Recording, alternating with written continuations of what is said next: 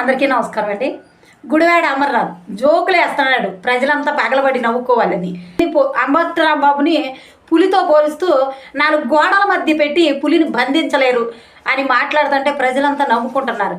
వాడు పులి ఏంటి? గుడివాడ అమర్నాథ్ వాడు పులి కాదు, పులి రాజా.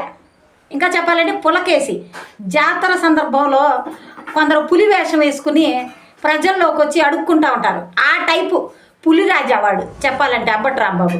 అలాంటి వాడిని పులిని చేసి ప్రజల మీద రుద్దాలని చూస్తే ప్రజలు నవ్వుకుంటున్నారు. ఇప్పటికే మీ పార్టీ అంటే ప్రజలు నవ్వుకునే స్టేజ్కి వెళ్ళిపోయింది. పులి అంటే ప్రజల దృష్టిలో ఒక హుందాతనం, పులి అంటే ఒక రాయల్టీ, పులి అంటే 100 మంది నక్కల మధ్యలో పోరాడే లక్షణం ఉన్న టైగర్ పులి. అలాంటి పులిని తీసుకొచ్చి మీడియా లేకపోతే బయటికి రాడు, పోలీస్ సెక్యూరిటీ లేకపోతే బయటికి రాడు, 10 మంది లేకపోతే బయటికి రాని మన అంబట్రాంబాబుతో పోల్చి పులి పరుగు తీకు గుడివాడ అమర్నాథ్.